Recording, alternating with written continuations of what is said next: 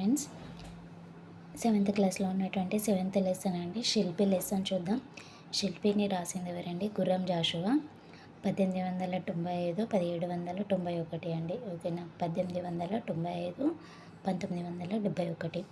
ఈ శిల్పి యొక్క ఇతివృత్తం ఏంటండి? కళా సౌందర్యం. అంటే శిల్పాలను చూస్తేనే మనకి సౌందర్యం కనిపిస్తుంది కాబట్టి కళా సౌందర్యం అని ఆ విధంగా గుర్తుంచుకోవాలి. ప్రక్రియ ఖండకావ్యం అండి.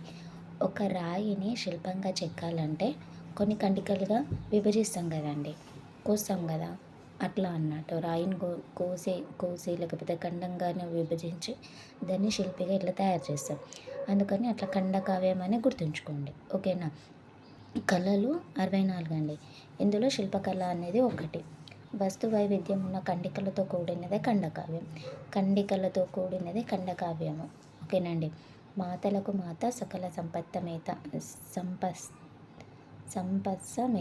ఓకేనా అండి? ఎవరు? భరతమాత.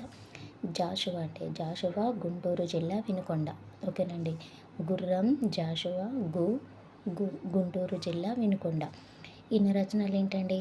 గబ్బిలం, ఫిరదౌసి, ముంతాజ్ మహల్, నేతాజీ, బాపూజీ, క్రీస్తు చరిత్ర, నా కథ, స్వప్న కథ, కొత్త లోకం, ఖండకావ్యాలు.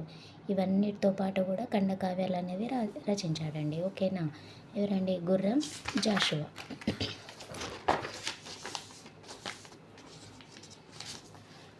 నెక్స్ట్ ఇంకా ఈ గుర్రం జాషువా రచనలు ఏ విధంగా ఉంటాయండి? సరళంగా ఉంటాయి. ఓకేనా అండి? ఏ విధంగా ఉంటాయి? సరళంగా ఉంటాయి. బిరుదులు ఏమేం బిరుదులు ఉన్నాయండి? కవి కోకిల, కవితా విశారద, కళాప్రపూర్ణ, నవయుగ చక్రవర్తి, మధుర శ్రీనాథ. ఇక్కడ చూడండి, కవి కోకిల, శారద కోకిలలాగా పాడుతుంది. ఓకేనండి? శారద అనే ఒక అమ్మాయి, కవితా శారద అనే ఒక అమ్మాయి కోకిలలాగా పాడుతుంది. కళాప్రపూర్ణ చక్రవర్తి, ఓకేనా అండి? ఇట్లా రావత్తులోనే కానీ అట్లా. మళ్ళీ తర్వాత ఈ ప్రపూర్ణ చక్రవర్తులు ఇద్దరు మధుర శ్రీనాథులు గానాలను పాడుకుంటారు అన్నట్టు, గీతాలను లేదా గానాలను పాడుకుంటారు. పద్యాన్ని ఆయుధంగా ఎన్నుకున్నవారు ఎవరు? గుర్రం జాషువా. ఓకేనా అండి? గుర్రం జాషువా. గుప్తుల కాలంలోనివి ఏకశిలారథం అండి. గుప్తుల కాలంలో ఏమి ఉండేదండి? ఏకశిలారథం ఉండేది. జనపదం అంటే గ్రామం అండి. జానపదులు ఇందులో ఉంటారు. ఓకేనండి? నెక్స్ట్ లలిత కళలు ఏమిటండి? చిత్రలేఖనం, సంగీతం, శిల్పం, నృత్యం, కవిత్వం, ఇవన్నీ కూడా లలిత కళల కిందకి వస్తాయి.